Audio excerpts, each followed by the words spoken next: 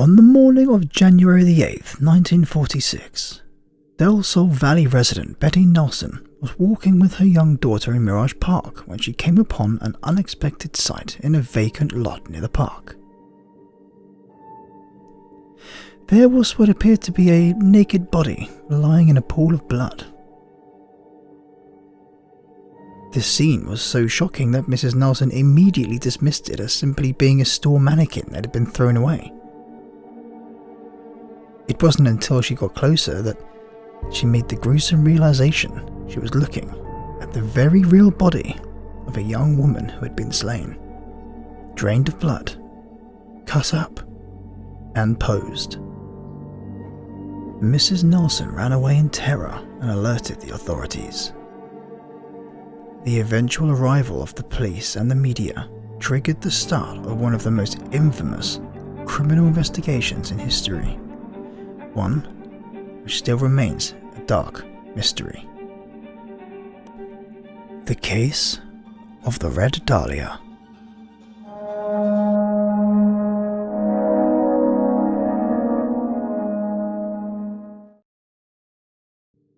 It wasn't long before the grisly discovery attracted an audience to play witness to a scene that made even hardened police officers shudder. Besides, the fact that the young woman's body was mutilated beyond recognition, and her eyes were nearly popping out, it had also suffered mutilations to the breast and arms, which appeared to have been done post-mortem. There had also been signs that the woman had been tied up with ligature restraints and sexually assaulted before death. The autopsy concluded that she had been killed 10 hours prior to her discovery, and the official cause of death was hemorrhage and shock due to concussion of the brain and lacerations of the face. The killer was clearly very proud of his work and wanted to display it as best as possible. He decided to dump the body in full view and then pose it in a degrading position with the hands above the head, legs spread wide open with the intestines gathered in a pile near the lower half of the body. The victim had been left just a few feet away from the sidewalk. It was pretty obvious that the killer not only made a lousy attempt to conceal his gruesome deed, but actually wanted it to be discovered.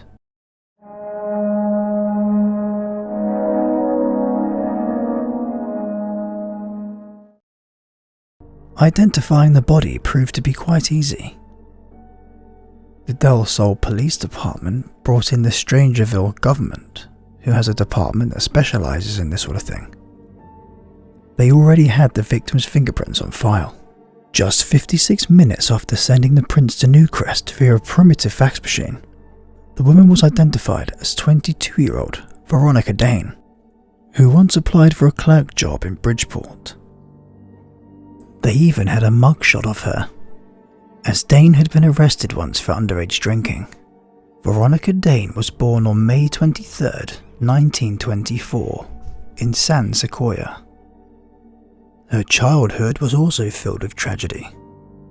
Initially, her father, Clifford Dane, had been a moderately successful businessman who started up bowling alleys. But then the stock market crashed in 1929, and he lost almost all of his savings. The following year, Clifford's car was found abandoned on the Sequoia Bridge, and everyone concluded that he had committed suicide by jumping into the river. The family had to sell their house. As a child, Veronica suffered from severe triple threat and other illnesses. Veronica's story took an unexpected turn in 1940 when she was offered a role in a small film Plum Bob Pictures was producing.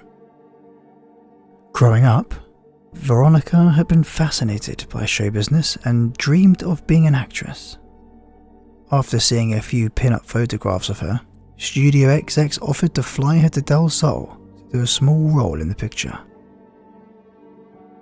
The idea of starting over in a new place appealed to Veronica, as she had just dropped out of high school and was told by doctors it was best to spend winters somewhere with a milder climate. The Plum Bob film ultimately flopped, but Veronica continued to be cast in several B pictures, before she was known as the comedy queen and Sim Nation's favourite television woman, Simsel Simsington, who was just 18 at the time and who was also fresh in the business, starred alongside Veronica in a 1943 production of The Wilker Heights. After a short while, Veronica's career was going nowhere. She started working a few jobs here and there to support herself financially. In 1945, she worked as a waitress for the Derby and lived in a one-bedroom apartment behind the nightclub. It was alleged that she occasionally resorted to prostitution to make ends meet.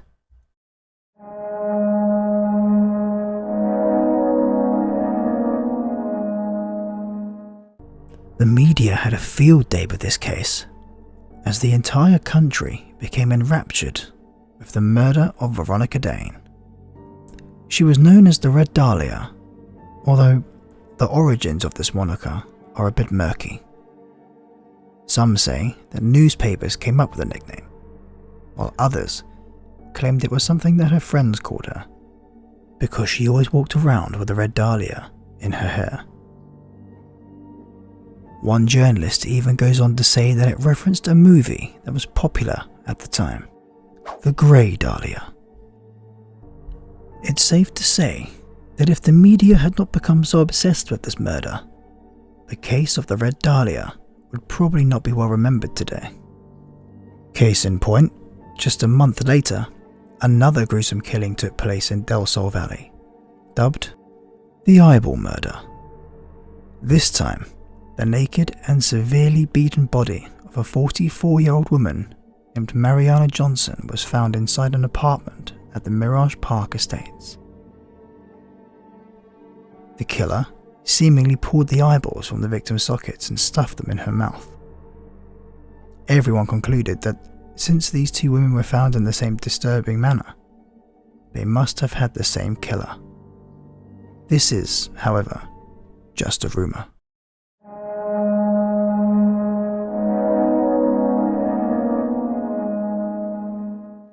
The last known person to see Veronica alive was a 27-year-old salesman named George Kingsley, who was dating her at the time.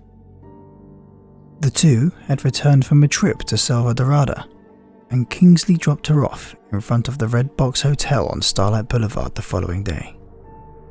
Surprisingly, he was the police's first suspect and was picked up for questioning a few days after Dane's body was found.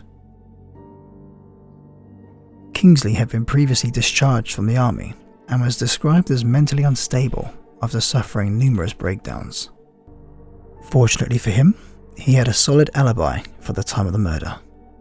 Plus, he also agreed to take a lie detector test on 2 separate occasions and passed them both.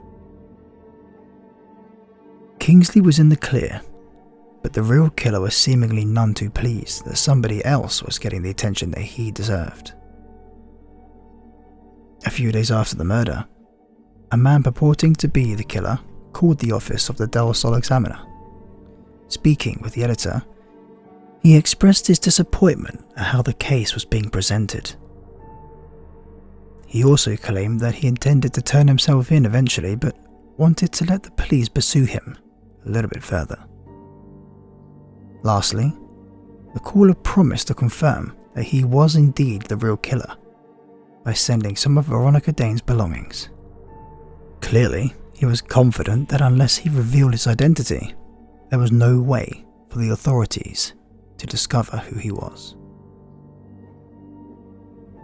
The next day, an envelope arrived at the newspaper, which contained Dane's birth certificate, business cards, photographs, and an address book with the name James Cadson written on the cover. Cadson was a nightclub owner who occasionally allowed Veronica to sleep at his house because she was a close friend of his girlfriend. He was also one of the last people to speak to Dane and became a suspect early in the investigation. That same day, the victim's handbag and one of her shoes were found on top of a trash can a couple of miles from where her body was discovered. More and more letters started arriving at the offices of the Del Sol Valley newspapers covering the Red Dahlia. Most of them were pieced together from magazines and newspaper clippings.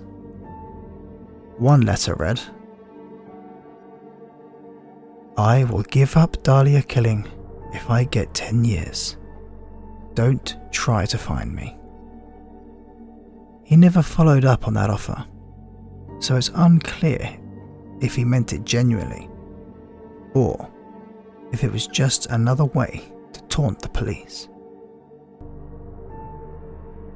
Numerous anonymous tips and confessions started pouring in, most of them proving to be hoaxes. Things only got worse after one of the Del Sol city councilmen offered a 10,000 simoleon reward for any information on the Red Dahlia killer. Police had to sift through 500 tips coming in from people described as an array of housewives, soldiers, farmers, and clergymen.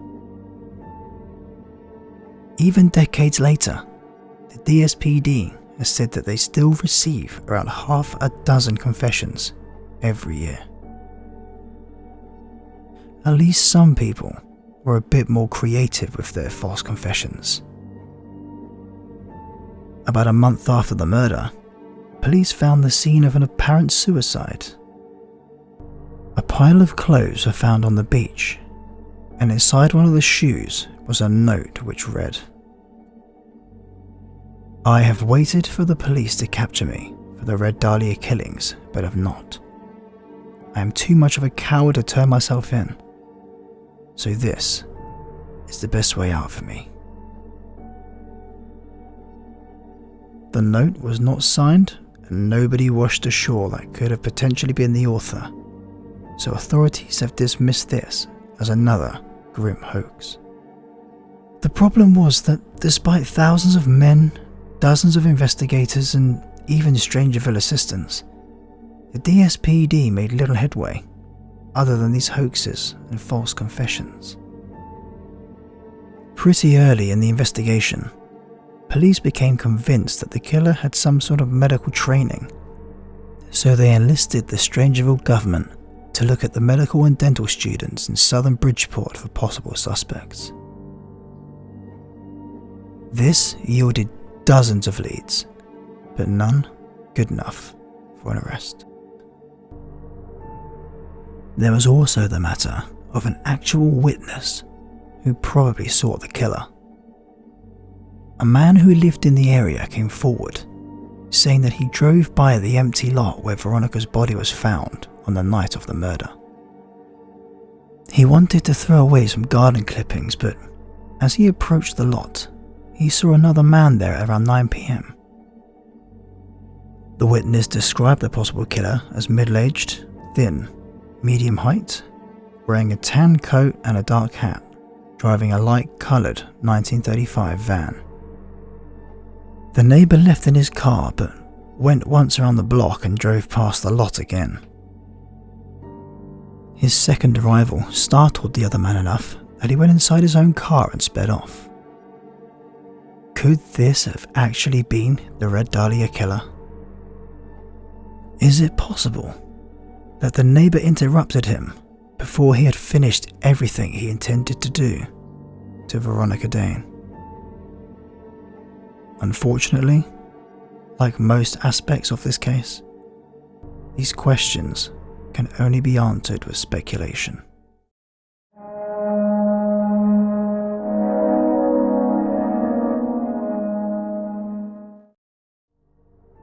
A few months into the investigation, the DSPD had around 75 suspects whom they considered good enough to scrutinise. By the time it went to a grand jury, a couple of years later, they had close to 200, and yet the only arrests ever made in this case were for obstruction of justice pertaining to false confessions. As most of you probably already knew when you started watching this video, the killer of the Red Dahlia has never been identified, but quite a few noteworthy suspects have been put forward. The DSPD were fairly certain the killer had to be someone with a medical background. Many of the people who worked on the case all had their own suspicions of who the killer was, even though they couldn't prove it. Hans Bafton was the last living detective from the original investigation when he died in 2002. He remained convinced that a man that he had tracked down and interviewed based on the testimony of the only eyewitness was in fact the killer. Sarah Osbean, pioneering Del Sol crime reporter and, according to her, the first journalist to arrive at the scene of the Red Dahlia murder, also believed that she knew the identity of the man who killed Veronica Dane. But when pressed for an answer, she only said, "He's dead and it doesn't matter anymore." So we end this story with a look at the man who is currently at the top of the suspect list for many people, George Simon. He came to the attention of the police in 1949 when he was charged but acquitted of sexually assaulting his own daughter. He was a doctor, so he had the medical knowledge. He was suspected in the involvement in the death of his secretary from a drug overdose. And he was also interviewed in 1949 in a different killing. At one point, police even bugged his home but couldn't obtain incriminating evidence. Simon died in 1980, but he came back into the spotlight as a prominent suspect courtesy of his son, Jason Simon. Jason is a retired DSPD detective who has become convinced that his father killed Veronica Dane all those years ago. Going through his father's belongings, he found evidence such as photographs of a young woman he believed to be the aspiring actress, as well as letters from his father, whose handwriting matches the letters from the killer sent to the newspapers decades ago.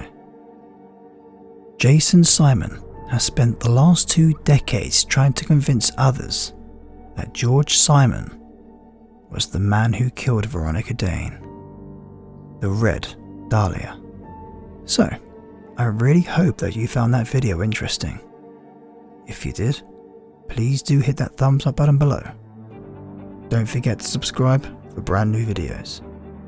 My name is Henry Johnson, and this has been Plumbob History. See you all next time.